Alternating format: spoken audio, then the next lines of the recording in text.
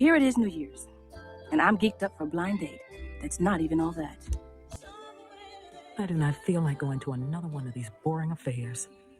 I don't believe I'm spending New Year's Eve by myself. But this is definitely a first. Something you should know. Love might be waiting right there at home. Girl, am I gonna have to whip it out and tame you? Her hair was in rollers. She had a funky old bathrobe on. Girl, I had to take my girlfriend home. Am I gonna have to tame you? You all right?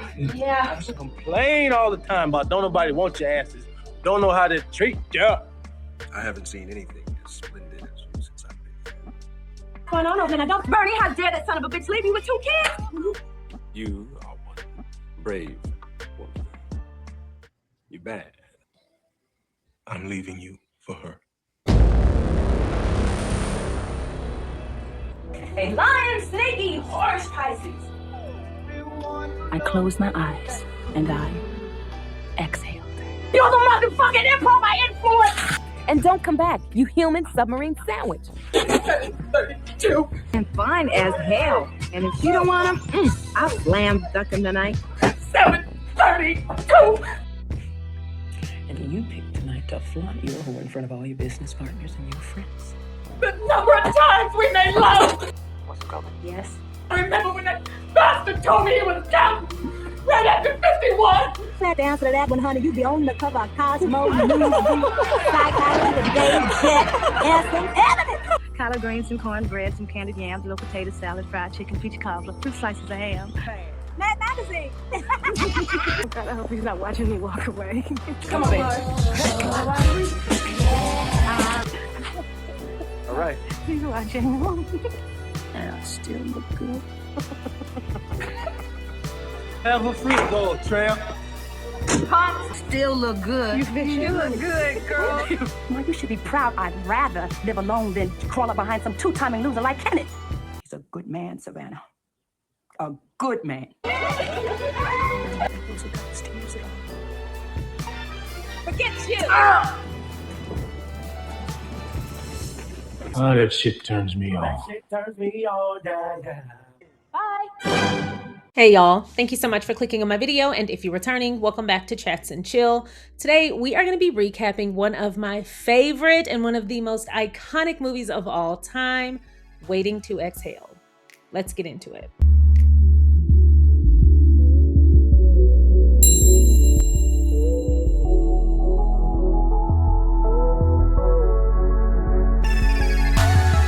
Once again, thank you so much for clicking on my video. Today, I'm excited to talk about Waiting to Exhale. I was so happy y'all voted for this film. We have to get into our 4 main characters, or as I call them, my fairy godmothers or my muses. I absolutely love these 4 women individually and on screen together. This is such a perfectly casted movie. So we have Savannah, Bernadine, Gloria, and Robin. Savannah is portrayed by Whitney Houston. Savannah is a TV producer. She's a single woman. It's just her. She doesn't have any kids. She's not married. She's not in a long-term committed relationship. And her mother is someone she's very close to. It's like her mother has a lot of financial needs. And we do see that Savannah carries the burden of some of that. And her mother doesn't want her to. Her mother wants her focused on her own life. She wants her to get a man. And she wants her to live this picturesque view of what her mom thinks is a happy life, which is having a man, getting married, having kids, etc. But Savannah, although looking for love, doesn't really seem like that's her top priority. It feels like to appease her mother, she factors in love a lot more than she probably would if she weren't trying to appease her mom. Because when left to her own devices, we see Savannah is really wrapped up in her career, in her life, and in her friendships. And later, during a dispute with her mom, we hear how important her actual life is, and none of that entails a man. A man is here and there from time to time, but that is not her focus. And it appears that the only thing her mother is interested in talking to her about is, do you have a man yet? Can I help you find a man? You need to keep this man, or I need some money. But Savannah opens up the movie on New Year's Eve, headed to Phoenix, Arizona, and she's going to a party for New Year's Eve to meet her blind date, a guy she's been talking to on the phone, but they've never met before. When she gets to this party, it's first of all very isolating. She doesn't know anyone. And when she sits down at this random table, she kind of gives us a little bit of an inner monologue that gives us a bit of insight into her mindset. while she isn't skewed towards husband, kids, family, etc., she's really focused on her career. We realize that she's also kind of cutthroat. I'm single and desperate and have no morals. And as soon as one of you turns your back, I'm going to flirt my butt off and then take your man. These women who are all coupled up at this table are looking at her and staring her down and shooting daggers at her, especially Miss Head of Table. She clearly had to stick up her ass because, ma'am, you could have just made a friend. You're getting so defensive and protective. If you have to do all that to keep your man, you worried about the wrong thing and you worried about the wrong people. You need to be looking at the man on your left or your right, whichever one of them belong to you, and be asking him, is he trustworthy? Because no one should get this defensive for no reason. If another woman sat down at a table where my man was just in mere proximity, I wouldn't think twice about it. If anything, I would be like, hey, so are you here with anybody? What brings you here? You new in town? Like, I would be making a friend. Why are you getting so snarky and nasty? This is where those tropes about married women come from. Not this depiction, but people behaving like this in real life, because this depiction is accurate. As a woman who's been married for almost 10 years, I can tell you that a lot of women, not all of them, a lot of women whose marital status is their identity get very protective of it. And being protective of your union is one thing, but being defensive and almost territorial, it does beg the question, is it really yours if you have to fight for it? Because I understand being aware. Somebody is posing a threat in some way, whether through you or through your partner. Yes, both parties should always be in protection of their union and operating in good faith. But if you can't even be near another person without getting the claws out, without the claws coming out, you're not complacent in your marriage. You're surviving your marriage, and that's a concern. Now, again, I'm talking about the woman in this and the women who behave this way, but this is not every married woman's story, but this is indicative of a lot of women who behave this way. So this energy is so unbecoming. If you have to turn into a damn warden, you might want to ask yourself, am I holding a prisoner or am I in a marriage? Anyway, several things can be true at once. Because when Miss Savannah sits down, she picks up on the energy and the daggers immediately. Mind you, the husbands are all very happy to have Savannah sitting at their table. They even speak in unison, child, like a little tandem team. But the women don't speak at all, and they snarl at her. And when she sits down, she says, I'm desperate, I don't have any morals, and when you turn your head, I'm gonna flirt my butt off and then take your man. Now, Savannah, I can't be reading women for being real defensive towards you if you just gonna be over there trying to threaten their unions, doing exactly what I said women are not out here doing every day. You can't be I act like a hussy and then getting mad at the women for treating you like a hussy. A person can only cheat with your spouse if your spouse is willing to cheat. So no matter how many Savannahs exist in the world, if your partner isn't down to cheat, it's not gonna matter. So again, sending that energy Savannah's way ain't got shit to do with your husband unless your husband wanted to. Now check that.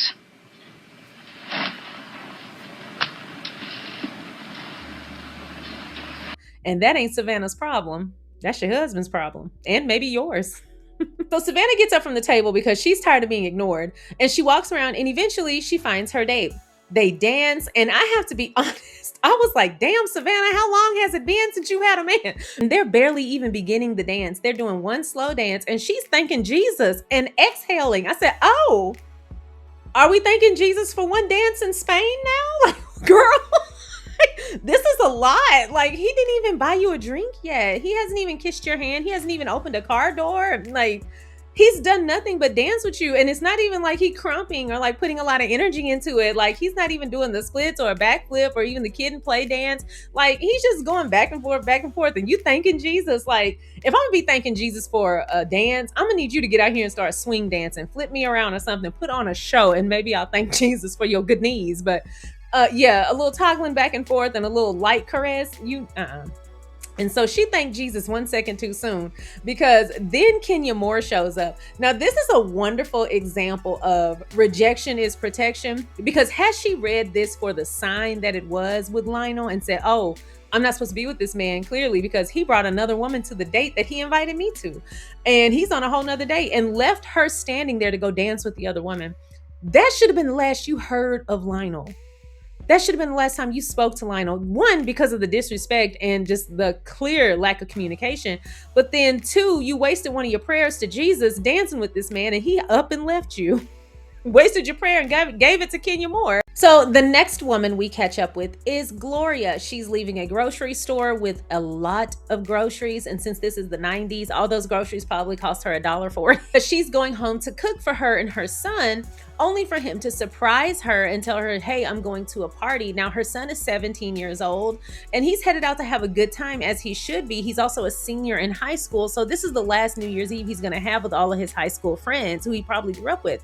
So she's resistant to him going out, but then she puts him on a strict curfew, midnight, on New Year's Eve. Gloria, I'm gonna need you to be so for real right now. And he's like, Mom, it's New Year's Eve. Like, things don't start until midnight. And so she was like, well, no, you need to come in earlier because you've been doing really bad with your grades. This is actually a consistent thing you'll see from Gloria, where her logic will make sense. But if you peel back the layer, it's not about that at all. The logic is a mask for something deeper. So she is a single mom. Tyreek is her only child, and she is no longer with Tyreek's dad. But David is no longer interested in women. He was bisexual for a very long time, and then he just decided to come out as gay. And so she is no longer with him. He is living his own life in Los Angeles, and she and her son live in Phoenix, Arizona. They don't have a lot of contact with him, but he does come around every 24 months or so. And when he does, they sleep together. Now, the most recent visit, when she made her advances, he was unable to perform with her, and she assumed it was because of her weight. We'll get more into that later.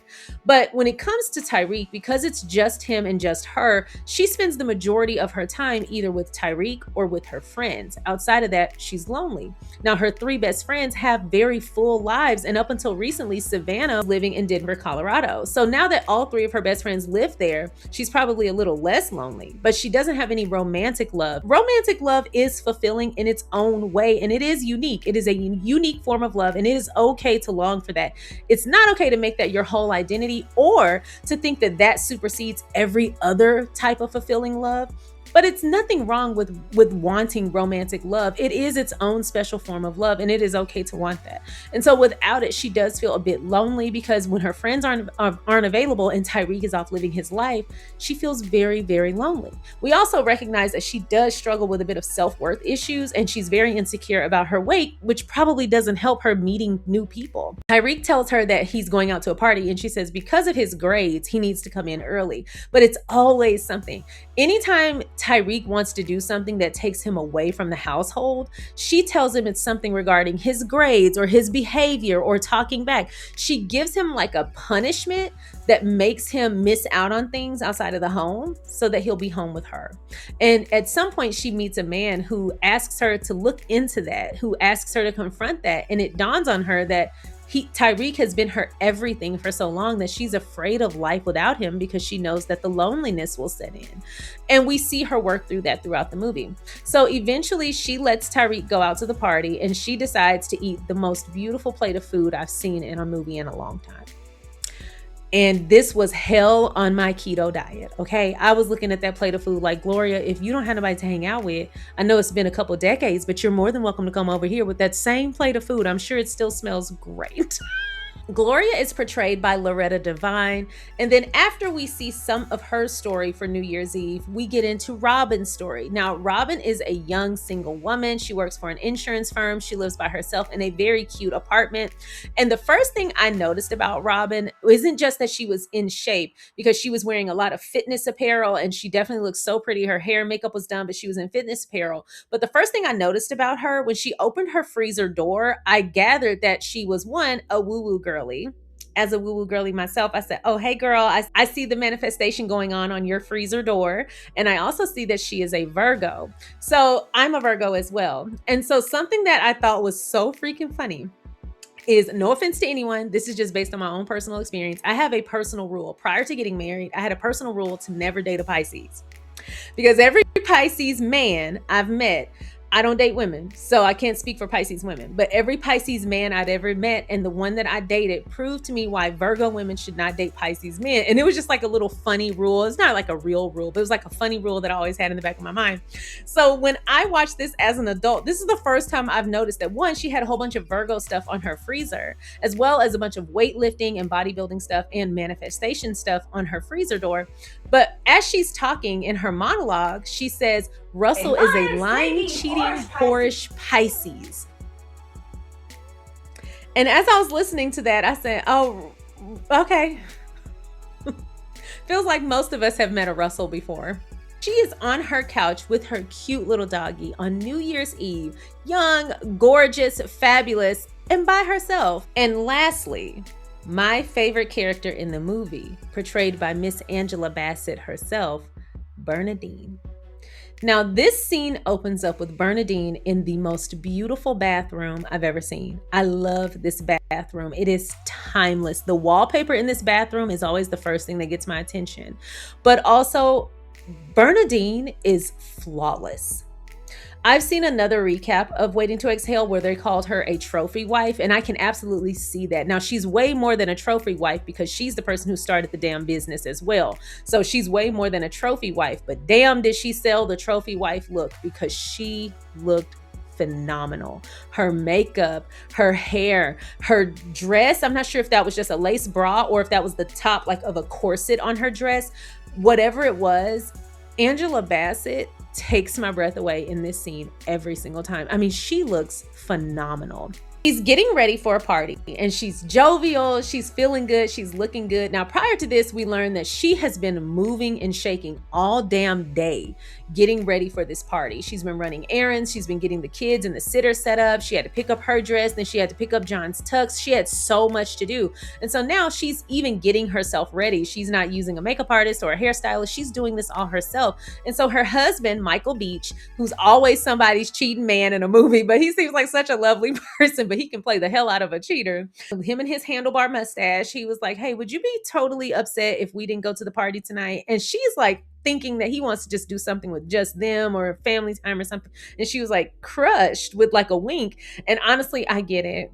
I hate work functions, especially when they're not my work functions and I have to go. So then he goes on to say, well, she doesn't want to be alone tonight. So I was thinking, why should she be? This is how he decided to tell his wife of 11 years, the mother of his 2 children and his business partner that helped him gain everything he has, a woman who clearly treats him with love and respect. He decides to break this to her in the most callous, stern, unemotional, inconsiderate way possible. It's almost like he was going for as much damage as possible. Like, if this delivery was a bullet, it was a hollow point. Like, he wanted this to have as much damage as possible. He wanted this to explode in the walls of her mind and heart as best as possible. He wanted to absolutely destroy her from the inside out, because there was no reason this couldn't have been said with a little bit more compassion and tact, and it damn sure could have been said at another time. Like, she's been running around getting ready for their work function because it is his business, because she's now been moved out of the business for a while and focused on the family, but she helped him start it. And so you would think, after all they've been through and the fact that they're just married, just that alone, they're married and they're in a marriage and they're a couple and they know each other and they share children. They're human beings who have existed in the same space before.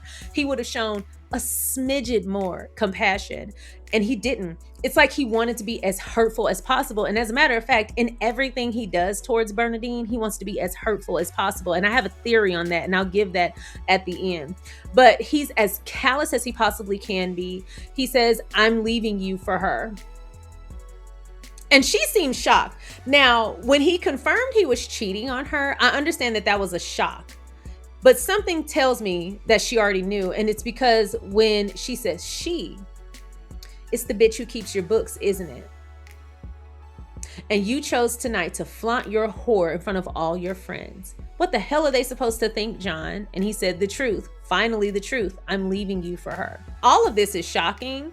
But when he told you he was cheating on you, the leaving was inevitable, in my opinion, because it shouldn't have been him saying he was going to leave. It should have been her. Now, I'm saying that, but at the end of the day, this is a woman who's been married 11 years, so longer than I have been, and she has children, and their whole life is enmeshed, and she has given over all of her autonomy to him. So leaving isn't the same for her as it would be for me or more modern wives, most modern wives in today, who are cognizant of things like this happening because of movies like this, warning women how to handle yourself when you merge your life with someone to protect yourself. And the whole movie, whenever she speaks of the dissolution of her marriage, she doesn't actually speak of the infidelity. She only talks about him leaving her and being surprised that it didn't last forever. Her marriage was supposed to last forever. That gives me insight into the idea that she was going to be willing going to tolerate this or work through it at some point. And that actually makes me a little sad for her. I'm not judging her or anyone else who might have a similar experience. I'm only talking about a fake person in a fake movie. I'm talking about a movie character. That actually breaks my heart a little bit because I wonder what else she's tolerated up until this point. And the fact that she wasn't moved by the infidelity at all, and the fact that she knew exactly who it was, and she was even calling him on his bullshit, lets me know that they've probably had this conversation before, or she's already discovered enough information to know what he was doing before he admitted to it. To be fair, she probably didn't need to see a damn thing. Men aren't great at hiding things, and a lot of women are very intuitive. So she probably already had his card pulled a long time ago. She probably just didn't anticipate that it would go this far. It's likely he's had affairs before and then they ended. Like, some people are okay with affairs and infidelity being cyclical. I'm not judging you. I just don't understand that. I would rather be by myself or be out dating without the confines of a marriage hanging over me. Like, if we're gonna be dating, let's date. Let's go date. Let's end this and let me go see what else is out there for me, because there's plenty. And you go do what you do and I'm gonna go do what I do guilt-free. Like, let me go so I can be great. But a lot of times people who are into infidelity aren't trying to let you get away. They want you waiting in the wings while they go do what they do, because you're probably old faithful and they can trust that you're gonna always hold them down, but they just want to go get excited about something else for a while. Do not tolerate that. Clearly, Bernadine has. She's tolerated him and his persona as well. And it's clear it's something that weighs on her, because the first thing she calls him is an Uncle Tom. She mentions that the woman who keeps his books is a white woman. And he goes, would it be better if she were black? Now, to even ask that question is playing in her face, because if you find out another person has been involved in your union, everything about them is up for discussion, because the person could have on a red ball cap and I'm gonna be like, that red ball cap bitch. Like, I'm gonna be reading everything about her. Like, don't cheat on me with somebody wearing a blue crop top, because it's up from that point forward on anybody with a blue shirt on or a crop top on, and extra points and Sonic rings if I find out you wearing a blue crop top. Like, it's up from there. Gladiator Sandal of 2010 almost caught all the heat for me. It's another time and another life for me. I don't even think it was about her being white. I think that was just a trait of hers, and Bernadine was pissed, only to find out it had everything to do with her being white. It had everything to do with her being white, because clearly John has some kind of self-hate issues. And it was apparent in the way he conducted himself and in some of the things that Bernadine revealed about him, that he was dealing with a lot of self-hate issues. These are the same people that love saying, my community never accepted me. And then they get around the community and alienate the community, treat the community like they're a science experiment, or everything they do and say is up for discussion or ridicule or disrespect. And then when the community rejects them, it's like, oh, if you don't want to be part of us, then you don't have to be. Go on with your coon ass. And then my people never embraced me. Maybe because you were being an asshole. Maybe you were being condescending. You think about that? That's a story for another day. But he gave me that vibe. But she says, and you're leaving me for a white woman after 11 years. And he goes, would it be better if she were black? Smug, condescending asshole. Rejection is protection. Girl, get away from this coon. And she said, no, it'd be better if you were black. This is one of many references to him being a coon.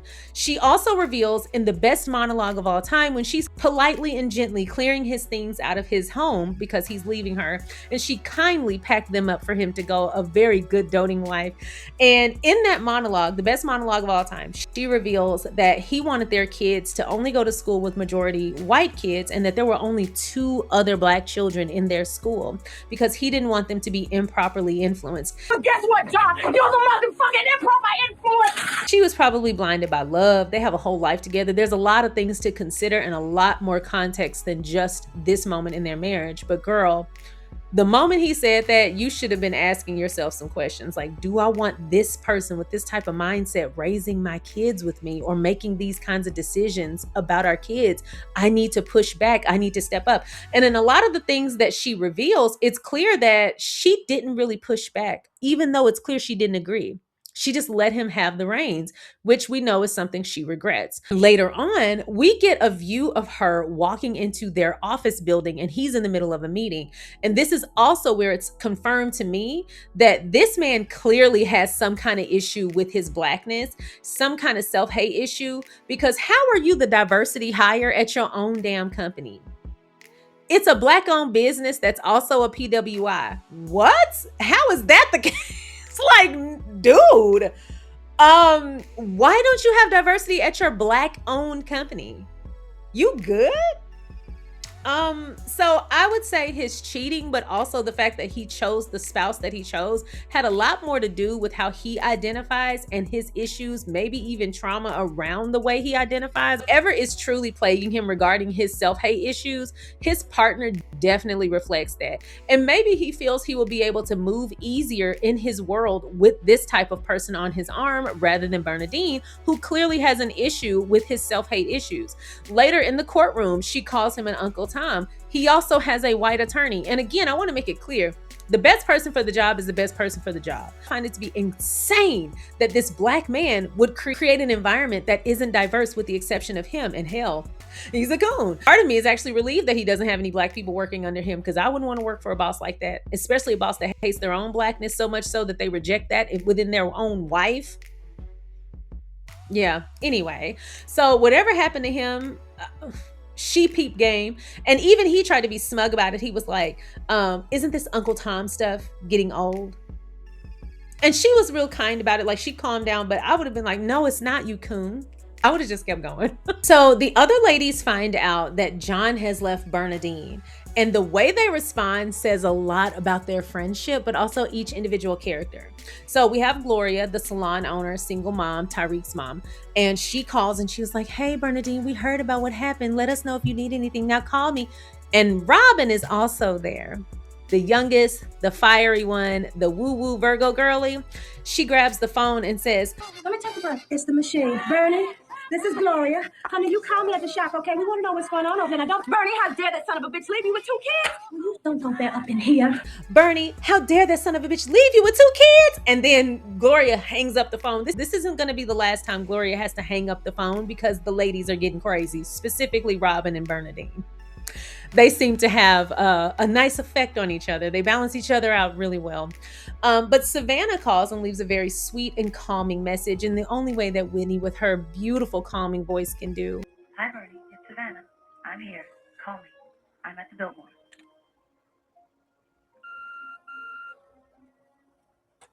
Sleeps in the same dress, hair, and makeup all weekend. She is essentially comatose. And then she gets up the following Monday to take her kids to school, or take them to the bus that picks them up right in front of their house. Oh my God, they must be real rich. But we had to walk to the edge of the street to get on the bus. And then Bernie, once the kids are safely tucked away in the school bus, she goes back in the house. And like I said, she calmly and nicely packs up his things to go. And this is the best monologue of all time. I recite this monologue sometimes when I'm just washing dishes. It's like a stem for me, because sometimes I will just randomly hit you with a 732, 732. And my husband has learned to love it and accept it. And I think he knows it by now, but it is the best monologue ever. I love everything about it. But first of all, the way the door swings open on that closet, I know those collar shirts were shivering. They were like, we never seen it look like this before. Oh my God. How hot is that iron? Unfortunately, it's not the heat from the iron that you have to worry about, little shirt. It's very clear from how meticulously his closet is laid out that he is a very structured man. Now, I'm noticing a couple of things about him throughout the movie. John is very meticulous about his clothes. One might even say obsessive about his clothes. I mean, everything was lined up just so. Now, it's likely they have a maid, and she probably does things very well, so that's also part of it. The way his jewelry was laid out, the way his shirts were all polished facing the same way, and even the shoestrings were in the same position. So it's clear that he's very meticulous. We've seen him at work. We've seen him in the car. We've seen him delivering this news to Bernadine. He is a very structured and forthright, rigid man. Then some of the things that she reveals about him, also his lack of compassion, also the fact that he moved their money and wasn't going to give her any, and then his callous way of responding to needing money to take care of their kids that they share. And he was like, well, sell the house and live off of that. So the thing about selling a house is that you need another house to live in. So what is she supposed to do? And then out of all the millions of dollars that they have, that he has made, and most of which has been hidden from Bernadine, which is already a trait in and of itself, the lying and the deception to that magnitude. But the fact that he also told her sell the house, and live off of that. He was very callous about the well-being of not only his wife, but his children as well. Now, I'm in no position to diagnose anybody, but let's have a little fun because this is a fictional character. He gave me real sociopathic vibes. I was like, yo, this dude, let's be glad he chose to leave you. Because I feel like I've seen this character on Dateline a time or two. Although I don't want any good from her either, because clearly you knew this was a married man and your participation in another woman's deception garners its own criticism. No, you don't owe her anything, but you just as wrong for participating in another person's pain willingly. But besides that, I hope Miss Mamas is paying attention to how he handles this divorce, because yours is going to be a whole lot worse and you're going to get a whole lot less. The second divorce is always easier because they know better this time. That's if you get anything at all. I know that prenup was ironclad. All you're gonna get is used and abused. This motherfucker is psychotic. I bet you there's serial killers less anal. You're a white woman, probably the only one who will tolerate your smug ass. I was your white woman for 11 years. Couldn't have started that damn company without me. Hell, I worked my ass off. I mean, I got a master's degree in business, and there I was his secretary, his office manager, and his computer.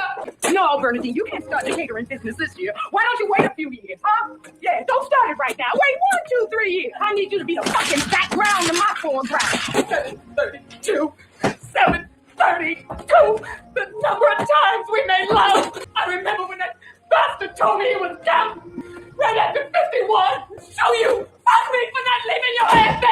Worse, also, fucking worse. Making my kids go to a school with only 2 other black children because you don't want them to be improperly influenced. Well, guess what, John? You're the motherfucking improper influence. Get your shit, and get out. While this is a very gut-wrenching scene, and Angela Bassett should have won an Oscar for this performance, I don't care what anybody says, she absolutely should have won an Oscar for this performance. This is the best monologue I've ever seen. It's my favorite. When she gets in the car, that mask that's just sitting there in the middle always cracks me up. And in my mind, I used to always say, like, that mask probably was like, oh my God, I've been sitting up in the closet. She finally finna take me out, show me a good time. And oh my God, what is that? That poor little mask. He was just trying to brighten her day up. Like, imagine being depressed and you look in your rearview mirror and see this. Be so for real. That mask would piss me off. Like, there's these moments where when you're already mad about something and then something very small happens and you just lose it.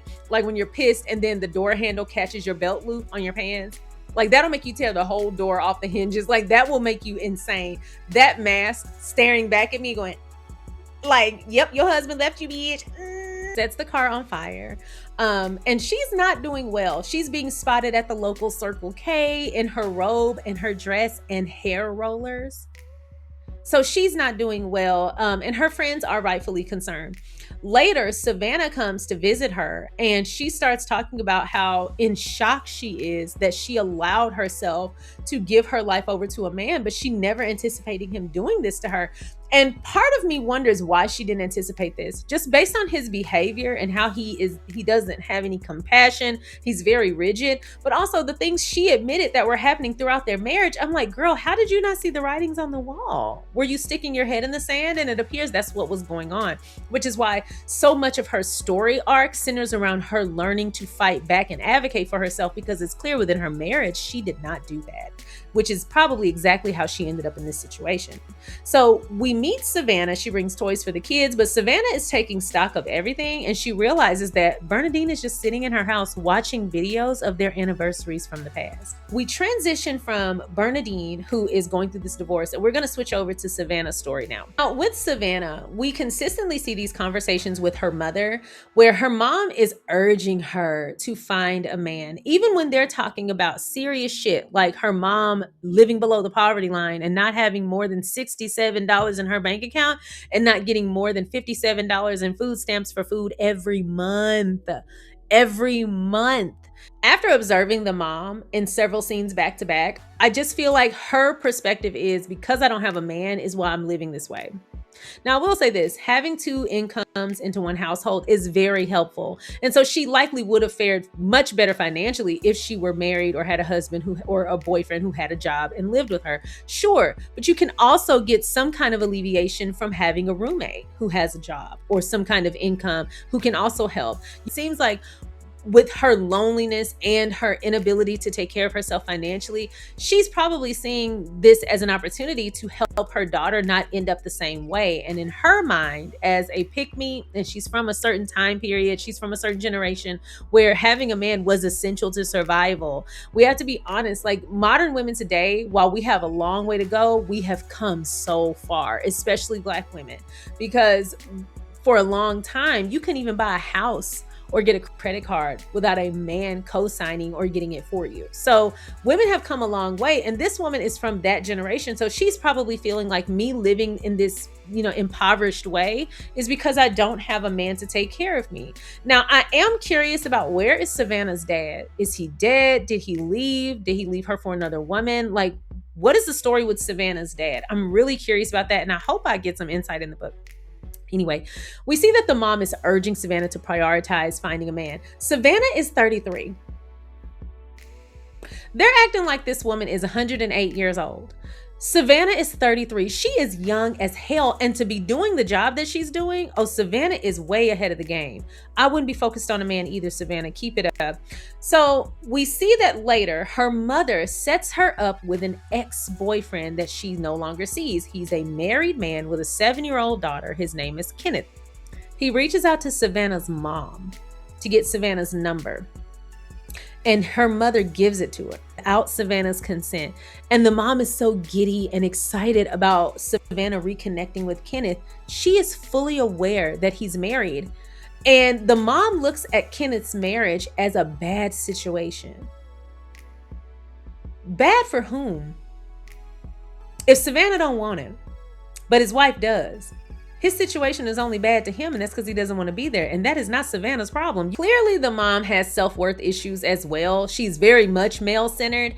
And this is where I would have had to tell my mom, don't weigh in on my love life. This is none of your business. Sometimes you have to put up a boundary and a very hard wall, because who in the hell are you to tell me to sleep with a married man? Like, no. And I think what's doing it for Savannah is she knows her mom is well-meaning. That's the thing. She knows her mom's intentions are to be as helpful as possible. She just doesn't know any better. And that's actually kind of heartbreaking. I'm not gonna lie, I have people in my family like that who have said and done things and tried to give me unsolicited advice where I'm like, is that really something you would want me to do? And I had to really look at them with a, bless your heart. That's something you really think is a good idea. Huh. Okay. Savannah is being very kind and polite about it, but clearly Savannah knows better. Now, here's my problem with Savannah, because when she hangs up with her mom and she's so irritated with her mom, sweetheart, your mom can only influence as much as you allow her to. And it's clear the apple fell pretty far from the tree, but not too far, because she still meets up with Kenneth. What bothers me is Savannah says when she hangs up with her mom, she was like, I'm not going to hug him back when he hugs me. I'm not going to give him any. Girl, you shouldn't even be answering the phone when he calls. You shouldn't even be opening the door if he knocks. You should set your boundaries and make them what they are. And you can tell him if he's sour about it, you can say, my mama set you up for failure. Take that up with her. Leave me alone. You do not have access here. You are married. Yeah, no, Savannah, just don't talk to him. So you can blame your mama all you want, but clearly when she sent him, you opened the door and accepted. So you just as bad. They end up sleeping together. So she gives it up smooth. Later, she's really starting to feel the weight of her decision. Like, you can tell this isn't who she is. Despite that monologue at the beginning, I feel like that was more so her just being an asshole. But I don't feel like this is who she is. I feel like this is something that really weighs on her heavily. And so as she's talking to her mom and looking over at Kenneth asleep in her bed after they've done the do, her mom's like, did Kenneth call? Did he come by? And she was like, no, I haven't seen him yet. Lying. Because she was feeling guilty about what she did. She wasn't proud of what she did. She was feeling shameful about what she did, and she should. So anyway, later, she's taking him some breakfast and she overhears him on the phone with his wife. And they're exchanging like familial conversation, like checking in on the kids, saying I love yous, etc. Something I noticed, it sounds like his wife said I love you and he said me too.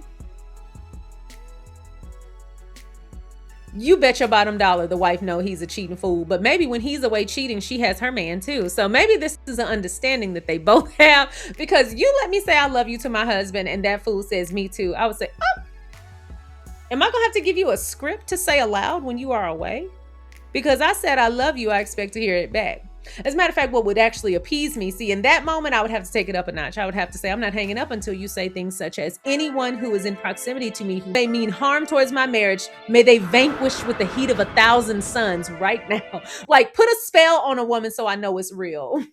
So it's overhearing this conversation that makes Savannah realize, like, this is not cool. They decide to meet up again, and it's clear that she's been waiting a little bit because he's running late. He sits down and he's like, sorry, I'm running late. My kid has the chicken pox, and my wife has just been bothering me about it all day. And the way he's discussing it is like, you wouldn't know he was talking about his child.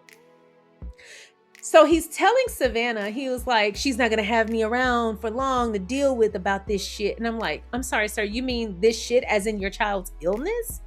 Your child with a 104-degree fever? That shit? That's what you don't want to be bothered about? And I could tell Savannah was thinking the same thing. Savannah goes, well, why did you come anyway? And he goes, because you're the most important thing in my life. And when I tell you she gave him a nice old nasty read that he deserved. You see, the more I think about it, the more I look at you, you look like the scum of the fucking earth. Is that I was never, ever in danger of you getting a divorce. I'm the lucky one. The most important thing in your life. You'll abandon your wife and your child to get laid every chance I give you. You think the brass ring is some bogus promise to put me into Paula's shoes? So you can do the same fucking thing to me next year? It's pretty close to irresistible, lover man. And he sat there looking shocked. And I'm like, what you shocked about? You heard her loud and clear. She was very clear. One thing you can't play with Miss Whitney on is a clear voice. She was very clear. You heard every word, every pronunciation, every syllable, every consonant. You heard it all. And because you're a cheater and you're not accountable, you're just going to do this with somebody else later. This is just one of probably many. This is just your Phoenix, Arizona lady. You probably have one in every state that you travel to for work. We see you, Kenneth. By the way, telling a woman you're the most important thing in my life and that man has kids is absolute insanity. I understand her getting mad and putting up her boundaries, but that's when she established, like, no, this isn't the life for me. I can't make myself be okay with this. And despite what my mom says, I'm worth more than this. And this is my favorite moment for Savannah. So then later, her mother calls her with all this energy to argue with her about Kenneth. First of all, if your child is establishing a boundary with someone else, why are you advocating for that other person against your own kid? You should always have your child's back. Even if you don't agree with your kid, you should have your kids back. So if your kid says, I don't like them because their hair looked green in the sun, or because they had blonde tips, or because she wore nude lipstick, whatever the case is, whether you think that person is the right person for your child or not, you're more than welcome to have an opinion. But when your child says, I don't like this, how dare you advocate for someone else to your own kid? Have your child's back. I'm real sensitive about the family advocating for each other thing, because you can disagree with me all day, but when it comes to the people in the streets, how dare you take somebody else's side? The fact that he felt comfortable going to her mother, going in his mind, going above her, it's like calling in her supervisor. The fact that he felt comfortable calling her family to advocate for him to her already tells me everything I need to know about that double-crossing ass mama. And while she may have meant well, sweetheart, you're willing to sell your child up the river for male validation? This is why pick-me's make bad moms. Male-centered women make bad moms, intent or not. Whether they mean well or not, they almost always sell their kids out for male validation, whether it's for their own personal boyfriend relationship, etc., or if it's to get their children married off, or even just random male validation. There are people who won't even confront their child's abusers because they don't believe in going against men on behalf of women. There are a lot of very pathetic people, especially male-centered women, who will sell their kids up the river if it even means a man will smile in their direction. It's so pathetic. And while I feel bad for the mom because she's clearly living below the poverty line, she's clearly got some self-hate issues, she's clearly been raised to think that this is okay. So who knows what she has endured or tolerated or expected, or what her own mother forced her to experience? Who knows? And for that, all the compassion in the world to her. But passing that forward is a choice, and she is wrong as hell. I felt so bad for Savannah. Savannah sleeping with a married man was wrong, but I understood how she got there. What I loved about Savannah was she broke the generational curse right then and there. And maybe the reason her father isn't around is because he's with his other family, because it's more than likely the mother was a side chick who had a baby, and Savannah is that baby. And that man is married to somebody else, probably experiencing all the pension that the mother missed out on because she's not the wife. Ma, if I allowed myself to think like you, I guess I'd be a dead woman. Ma, you should be proud. I'd rather live alone than crawl up behind some two-timing loser like Kenneth. He's a good man, Savannah. A good man. Mama, I tell you what, why don't you fucking marry him then? I was wrong to y'all. I'm sorry. But I meant what I said about my life. Clear that the mother is dealing with a lot and has probably experienced a lot. You don't get that way for no reason. That's likely something you were conditioned to believe. But when Savannah said, I'm not interested and my standards are higher than that, her mother should have respected that. But she doesn't respect that because her values are very, very different, if she even has any.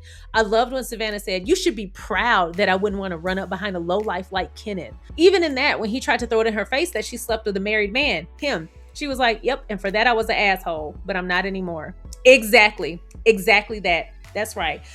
So she leaves Kenneth. She tells her mom that this is not the life she wants for herself. Now, prior to this, we do see that she rekindled things with Lionel for one weekend. The guy who ghosted her at the party to date someone else, to dance with someone else. So they reconnected prior to this self-realization and realizing that she is worth more. She was willing to tolerate a lot.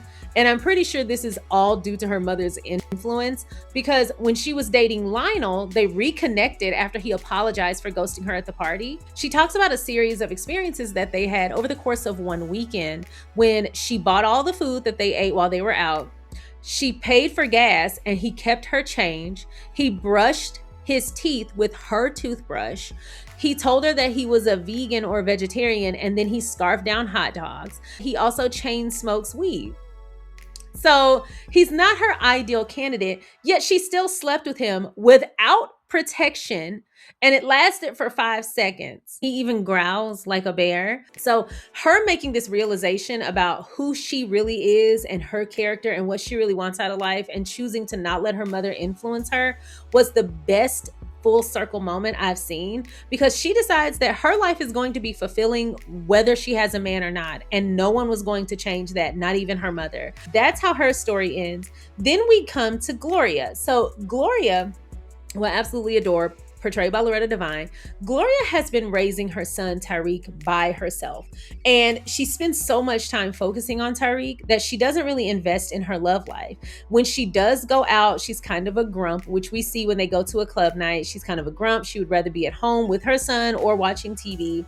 And we also see that she kind of has some self-esteem issues. She makes several quips about her own weight. She can be pretty self-deprecating at times. And so we see this as an issue within her relationship with David, Tariq's dad. So up until this point, every 24 months or so, Tariq's dad, David, will come down from Los Angeles to Arizona to spend time with Tariq, but he'll spend the night with Gloria.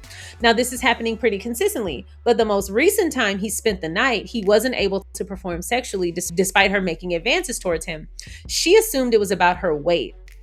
Later, when he comes back to see Tariq and Tariq isn't there, Gloria tries to seduce him again. She even makes a comment that she was hoping he would be like kind or generous and do her a favor of spending the night. So she doesn't even see herself as worthy of having this kind of companionship or even having someone who's interested in her.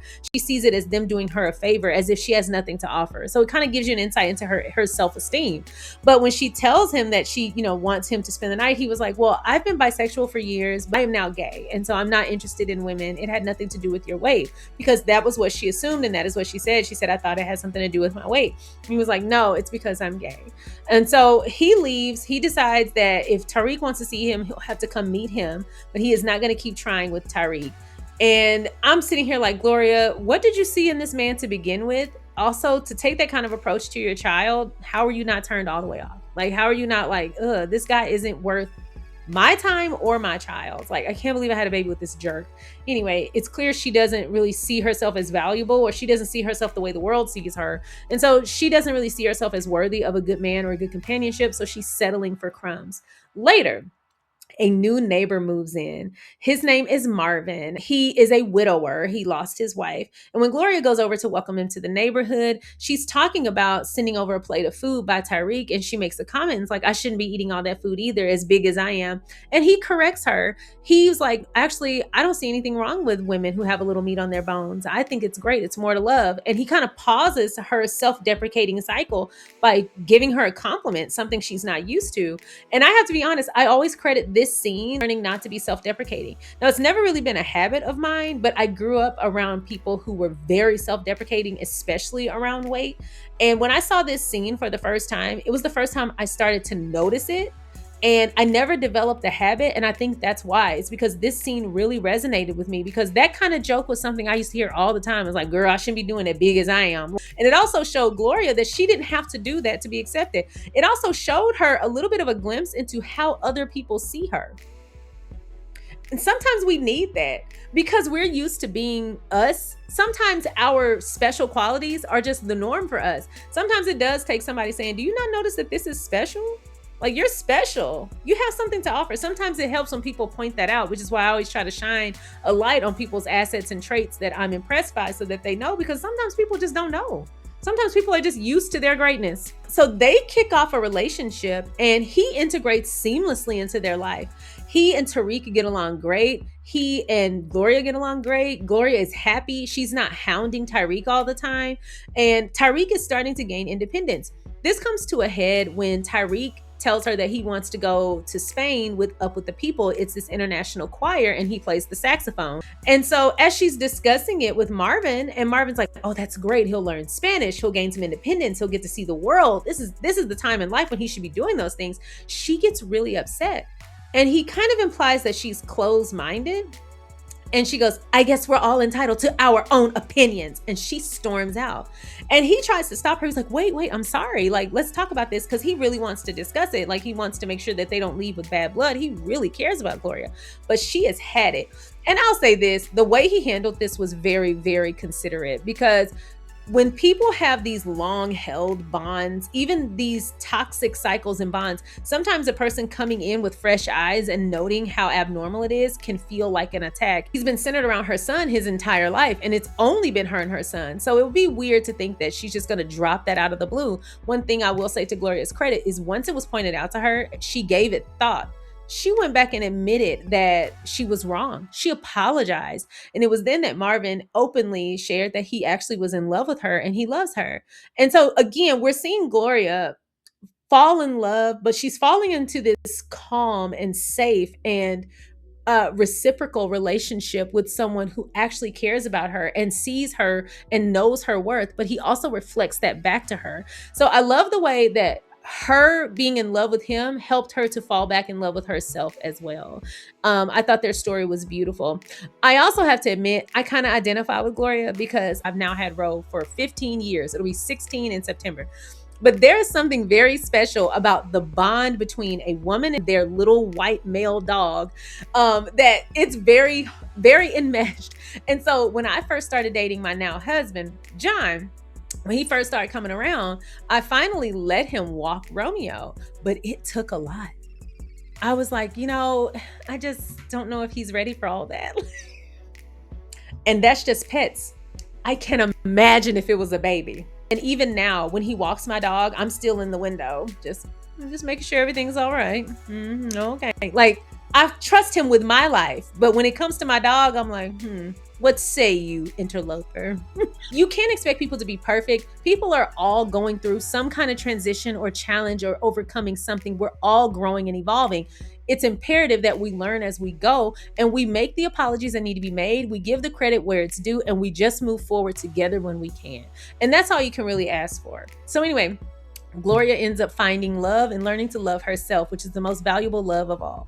And now we circle back to Bernadine. Bernadine is still in the middle of her divorce from John, and she is shocked because she finds out not only did this man have a whole lot more money that he was hiding from her, but he had assets that were only in his name that were acquired with the money they made together. And he didn't even tell her. He didn't just have like a gas station or a washateria or whatever, which would have been big as well. But this man had land. He had a vineyard. He had an apartment building. This man had assets. Do you hear me? All acquired with their money in his name. And he was hiding most of it. And in court, because only his name was on all of this, she was almost facing the possibility of having none of it. Now, she was hurt, so she goes down to this bar to just have a drink, looking fierce, by the way. She goes down to the bar to have a drink, and she meets this man named James. James sits down beside her and he's trying to get her to talk to him. He's trying to engage. He's trying to talk to her and she's just not feeling it. And so finally he admits that he is married, and that is what puts her guard down. Like, oh, okay, so you're not just trying to hit it and quit it. Okay, we can talk. And so he asks her what she's doing there, and she tells him, I'm here working through my divorce and I'm hurt by it. I'm going through a lot today. And so he was like, I'm going through a loss as well. My wife is terminally ill with cancer and I'm looking at the possibility of being a widower. And it's not great. I'm going through my own loss. They both have a need to be comforted because they're both going through something. She's alone as she fights through her divorce, and he is a caretaker and looking at soon to be a widower. My assumption is that they were initially planning to sleep together, but because they get there and things become, kind of intense and they talk about everything they're going through, they realize that what they actually need is to just be held. And so they spoon all night. And by the way, Angela Bassett's outfit in this scene is one of my favorites, but those shoes, I love those beautiful suede shoes. I want a pair so freaking bad, but I don't know what brand makes them. Anyway, later she hears from him again when he sends her a letter basically saying the night they spent together changed him. It showed him that there is way more to live for, and while what he's going through right now is horrible and he will have, he'll obviously miss his wife, that he still has something to live for and life will keep going. And that was thanks to her. She ends up getting everything she wants out of the divorce and then some, and she's gonna be okay. And she's reassured that she'll be able to not only take care of herself, but her children, and they're gonna be fine. I wonder if she got that BMW in the divorce.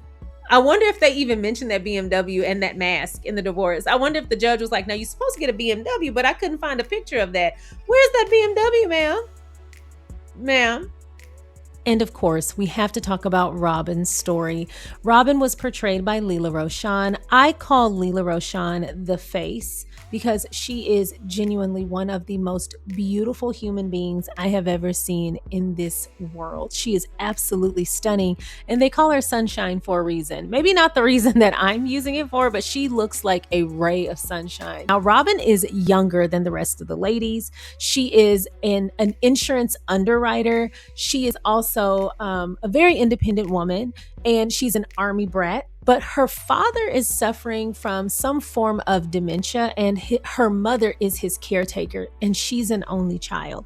So Robin is very lovelorn, and she's extremely gullible. She's always looking for stability, and she's always looking for a stable community. As an Army brat and the only child of an Army couple, she moved around a lot, which meant she probably had trouble making friends because she likely didn't stay in one spot for too long.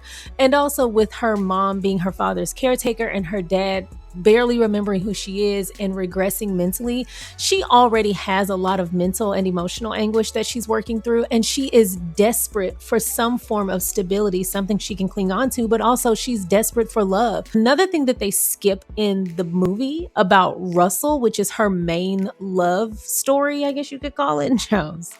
Anything but Russell is the guy that she is pining away from. We see her cycle through other men like Michael and Troy in order to get over Russell, but it just doesn't work. Now, the movie doesn't go into detail. The movie portrays Russell as a married man who is lying to Robin about possibly getting a divorce, and he keeps her hanging on by a thread by popping in and out of her life when it's convenient for him and telling her that he is going to get a divorce eventually, but he doesn't until the very end of the movie. And by that point, it is too late, and it is beautiful to see her stick it to him and slam the door in his face.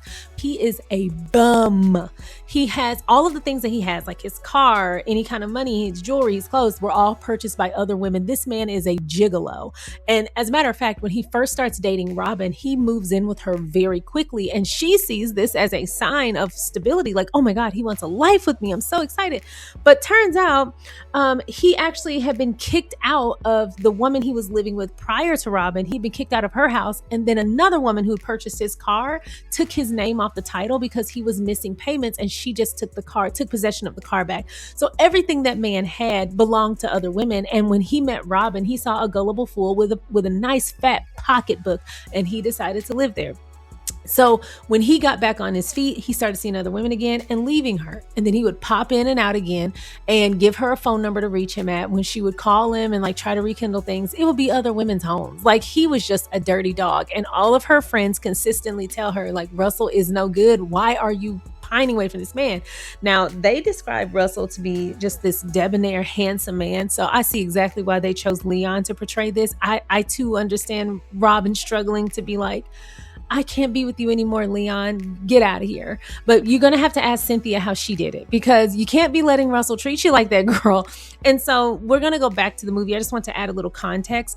But in the movie, we don't get that backstory, but we do know that he is a married man and he is keeping Robin hanging on by a thread, and she's just trying to get over him. So the first time she tries to get over him, she dates Michael. And the reason she likes Michael is because Michael is very sweet. He is also financially comfortable, but it's not made clear if he is really financially comfortable in the way that he describes, like having several homes, having a boat, having all these assets and these toys. It's not clear if he's telling the truth or if he's saying that because he knows it'll get him what he wants from her. And the reason I say that is because she will believe anything. And the way the conversation toggles back and forth between the two of them, everything she says she wants, he's like, I have that. I got 2 of that, got 3 of that, been having that since I was a kid. Like, he's just on in a way that doesn't feel authentic. And so I think he was just jaw jacking. I think he was just blowing smoke up her ass so that she would keep having sex with him. So we see that she is not attracted to him. And the reason she's moving forward with sleeping with Michael is because, one, he spends a lot of time with her. He is listening to her, which is not something she's used to. That says a lot. Like, the standards are in the trash. He listens to her, and that is how she starts building up this bond in her head for him. And so he listens to her, he's into her, he tells her all the things she wants to hear. So they go back to her place, they sleep together. It's horrible. He is basically behaving like a dog, a panting, eager dog. Like, it's horrible. And I find it to be so funny that they got Wendell Pierce to portray this role, because as far as like phenotypically, he makes sense for the character, but his Wendell Pierce in every other aspect of his career, in every other role, he's so freaking debonair and he's so polished and he just has a swagger about him. It's so funny seeing him fumbling all over himself. I think that's a testament to his acting, because he was very believable in this eager beaver, nerdy role, but we've come to know that that is not Wendell Pierce at all. So anyway, he's very funny in this role. So they sleep together. It's horrible. But she tries her best to enjoy it. And at one point she's like, if I close my eyes, I can pretend it's the real thing. And I'm like, girl. Now the book explains that when she sleeps with Michael, she's pretending it's Russell, but because he is a heavy set man, and Russell is cut, it's just not the same. So she just has to take what she can get. And it's really gross. So when they're at work in the movie, Michael undermines her. Now, this is not the impetus for their breakup in the book. In the book, she just breaks up with him because she's like, I've tried my damnedest to fall in love with you, and it is just not working. And he was begging her to stay with him and just keep trying. She was just like, no. In the movie, it's a little bit funnier. He undermines her at work like an asshole. And he's very incel coded in the movie. And so she fires him. And then he comes to the club where she hangs out with another woman, and she's mad about it. And she seems shocked that he did that. But ma'am, you fired him. I feel like that ends the relationship as well. I think that's fair. And you lucky your ass didn't get sued. Anywho, so Michael doesn't work out. She didn't want him anyway. Then she starts dating Troy. Troy ends up being a whole crackhead. And everything he's telling her in the book, they go into detail. They don't really show it in the movie, of course, but in the book, they go into real detail. He has substance abuse issues. But in the movie, they show that he does have some kind of manic tendency. Something's going on, but they explain it thoroughly in the book that he is on crack. And then, of course, Savannah calls it out. When they're on a phone call, she was like, you know, you're going to keep dating a crackhead? And she's like, he only does the stuff sometimes. She makes excuses. That is something you'll see with Robin's character. It's consistent. She will make an excuse. There's this viral tweet one time from a guy that was saying, people always accuse men of lying, but men don't have to lie, because if you're nice enough and you do the bare minimum, women will lie to themselves. And while that's a generalization, so that obviously doesn't apply to all men and women, but if it wasn't accurate, he will believe anything. He basically gives her all these excuses. He invites her to meet his mom. He reveals later in the middle of a heated argument where the exchange of oranges happened. Very Romeo and Juliet, but different. They exchanged oranges in their conversation. He reveals he has a 13-year-old son. He shows up to her house wearing leather and drunk as a skunk. He is just not a good suitor. But it also turns out she slept with him after knowing him for 3 days and was also preparing to meet his mother. Just a mess. Like, girl, please. So again, like I said, Robin's character is Love Lauren. She is desperate for love and some form of stability, and she's also gullible as hell. She will tolerate anything in order to feel loved, needed, wanted, and stable. And so we see her cycle through Michael, we see her cycle through Troy, and then we see her settle back with Russell. Russell is telling her he and his wife are working through a divorce. But when she questions if they're still sleeping together, he gets defensive and doesn't answer her. And he's like, you don't need to question what I do with my wife. The way he couldn't have gotten out of my house fast enough, I would have shooed him out with a broom. I would have hurt that man. But also, I wouldn't be in that predicament because I'm not sleeping with a married man. Anyway, unless he's married to me. But she gets upset with him and they go to bed angry. And I was looking at this like, oh no, you guys, you're already starting off on the wrong foot. Don't go to bed angry. They go to bed angry, and then she finally tries to break away from him. She can tell that he's not really being serious about her. And later when she's talking to Savannah, some kind of way they get on the conversation about how ridiculous their love lives are and how gullible they've been. And we see Robin have this epiphany as she shares this story from a third person perspective, as if she's talking about someone else, but only reveals she's talking about herself when she says that she moved to a new city to give her and her relationship a shot. And because the man she was seeing claimed that he was going to leave his wife. Stupid. That was your first mistake. He claimed that he was going to leave his wife. But when she gets there, she finds out she's pregnant. And she goes to him and talks to him about it. And he's like, listen, my kids will be way too hurt if I left them now. So I'm not going to leave. And so she decides to abort the baby. And it traumatizes her. As it probably would anyone. I mean, that sounds traumatic. The whole experience sounds traumatic. Now, she does bear quite a bit of responsibility in how that turned out. But at the end of the day, it doesn't change how it impacted her. So she has all my compassion there. But it does seem like it left her with a bit of a memory, or at least a lesson. What I don't know is if she was talking about Russell in this situation, or was this someone else? I would imagine that she's talking about Russell because he seems like the guy that she cannot let go of. So I wonder if she was talking about Russell.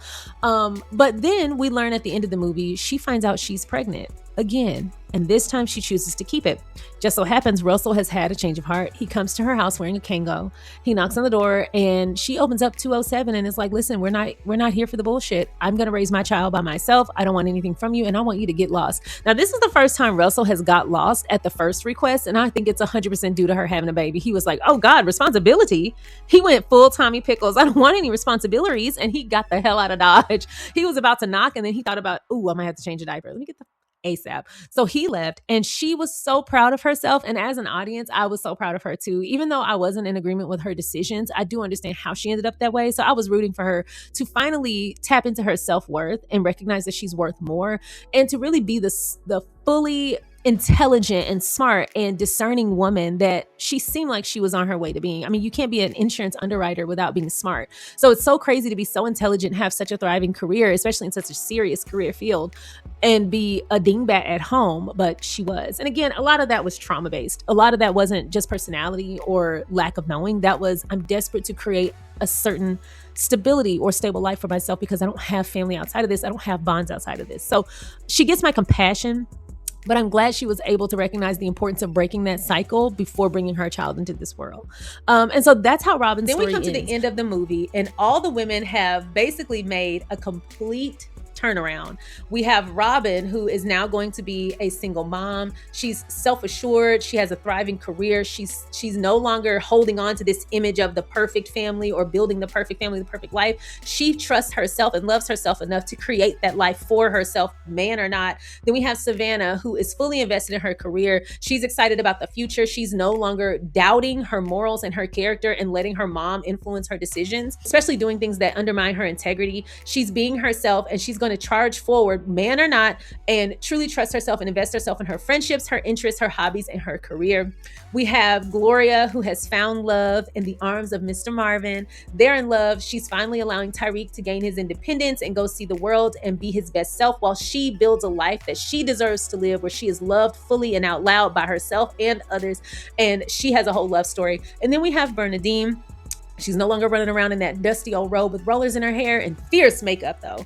But she is actually doing well. She's got her cute little haircut. She was able to purge John and all of his nonsense. She's able to take care of herself and her children. She's actually excited about the future and she no longer feels it's bleak. We see 4 women who started the year bringing in the new year alone individually. We now see them all around a bonfire celebrating together.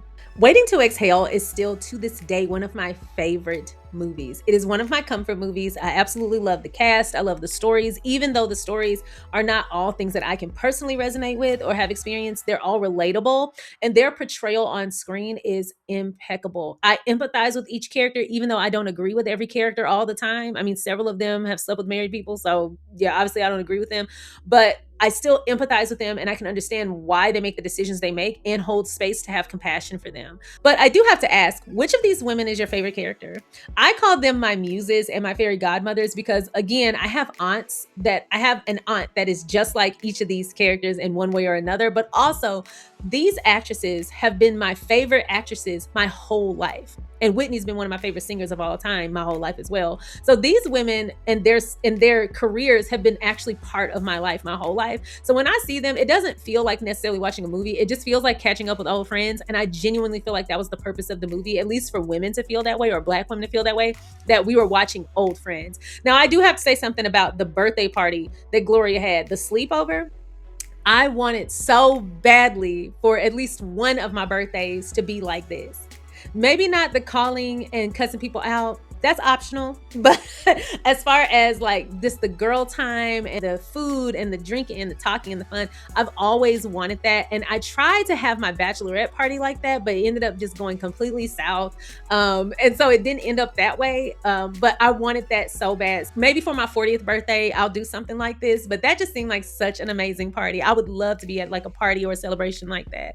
Also bring your own slice of cake because if Gloria's blowing candles out, nobody getting cake but her. That's why I was only one chunk cut out of that cake because ain't nobody gonna eat that spit, Gloria. At least scrape the icing off the top where you spit all over it. Anyway, I love this movie. I think it's so funny. I think it's so good. I know these monologues like the back of my hand. One thing I did not realize until this rewatch was that I know the whole movie word for word. I did not realize that. I was over here reciting the movie like it was nothing. And I'm like, girl, you've seen this way too many times. Which of these characters is your favorite character? If you haven't already, please don't forget to like this video, subscribe to the channel, and feel free to share so that more people can find us. And I will see y'all next time.